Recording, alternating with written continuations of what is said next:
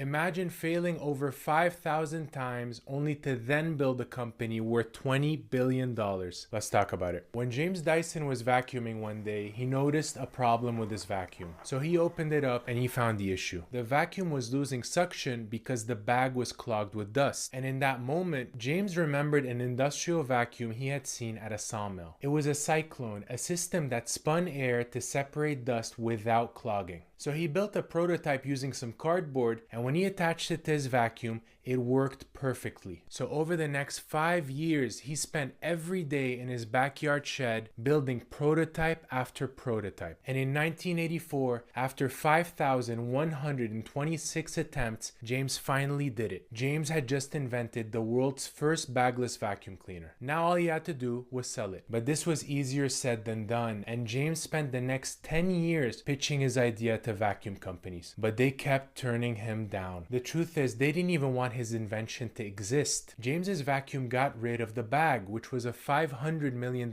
market for them. Just like razor companies rely on selling blades to make most of their profit, vacuum companies relied on bags. So James was about to disrupt their entire business model, and they were not about to make it easy for him. James faced lawsuit after lawsuit and a mountain of debt. Then he finally caught a break. A Japanese company licensed his technology in a vacuum called the G-Force. It became a status symbol in Japan, and it gave James a lifeline. So then he launched his own vacuum and he called it the Dyson DC-01. But the odds were stacked against it. James had made a unique design choice. The vacuum had a transparent bin where you could see the dust swirling around. Now, market research had found that people would not want to see the dust inside their vacuums, but James did not care. He thought it was satisfying to see, and it gave visual evidence that the vacuum was working. And he was right. The DC-01 took off and became the best-selling vacuum in the UK. But what really put Dyson on the map was their first TV commercial in the US. Most vacuum ads at the time tried to appeal to housewives, which was an extremely dated stereotype, but Dyson went the opposite direction. Their commercial was James telling his story as an inventor and explaining what made his vacuum different. This commercial became iconic, and Dyson sales went through the roof. So now that they had all this momentum, Dyson could go all in on innovation and expand into new categories. One day, Dyson engineers were working on technology that used a powerful stream of air, and it just so happened that one of them had their hands wet, and they noticed that the air dried them instantly. So they pivoted and decided that this technology would be great for a hand dryer. Then they thought this strong airflow could make a great fan. Then later, as they developed more powerful, lighter motors for their vacuums, they wondered what else could benefit from a lighter motor. Then it hit them, a hair dryer, because it's used overhead and needs to be comfortable to hold. And over the years, they've been making their vacuums and hair dryers quieter, so as a result, they've become experts in acoustics and noise cancellation. So they created headphones. And one thing Dyson products have in common is they take a basic everyday product and elevate it. And a premium product comes at a premium price. So naturally, this comes with skeptical people thinking, I could get this done cheaper. And to address that, that's where Dyson's genius marketing comes in. Starting with their design philosophy. Dyson products have a futuristic aesthetic that's also industrial. They use bright pops of yellow that you'd see in a factory, which communicates that the machine is heavy duty and can handle any mess you throw at it. We even see a part that's shaped like a jet engine, and this makes you subconsciously think that the technology underneath is powerful and that the machine is built to last. And to prove that they're built to last, Dyson shows it in their content. They post videos showing the incredible lengths that they'll go to stress test their machines. They drop, hit, smash their machines thousands of times to simulate decades of use. And if a machine eventually breaks, they'll redesign it until it doesn't. Then they do a complete 180 from the destruction and lean into satisfaction. They post these 1 hour long ASMR videos of their vacuums in action, and it's incredibly satisfying to watch. And it takes something as dreaded as cleaning and turns it into a satisfying experience. They also work with cleaning creators who've made an art out of cleaning their homes. And this content makes you subconsciously think, maybe cleaning wouldn't be so bad if I had a Dyson. And Dyson products work so well in content.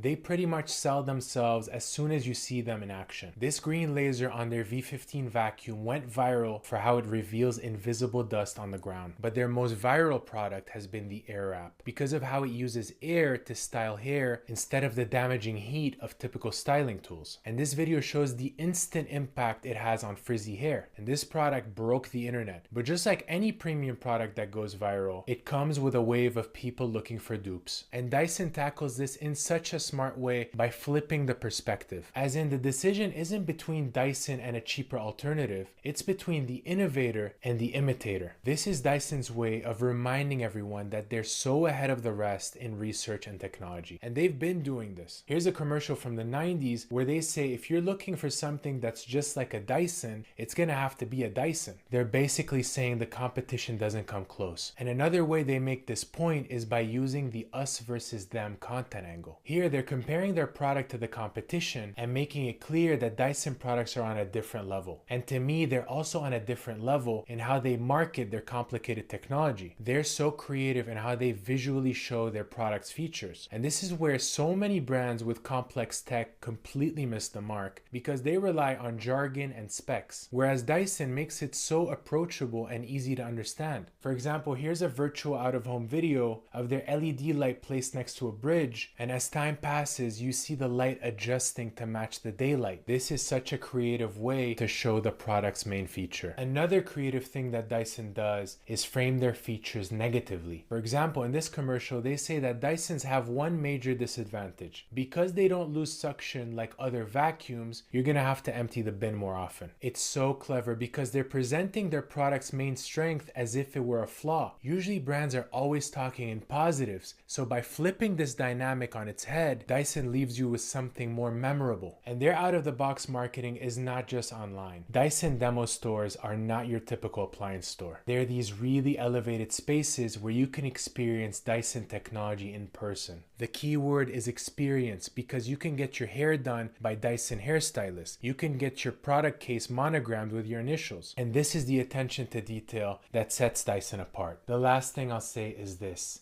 Even after all his success, James Dyson never forgot where he came from. When he was 9 years old, his father passed away, and suddenly his family couldn't afford to pay for his school anymore. But in a huge act of kindness, the school's headmaster gave James a free education. He never forgot about that, and here they are pictured together 70 years later. And to give back to the school, James donated $42 million to build a Dyson Center for Technology and Science. But he didn't stop there. James opened his own university, and not only do students pay no tuition, but they also get a salary. So just like he got to go to school for free, he's making sure that they can too. What brand do you want me to break down next?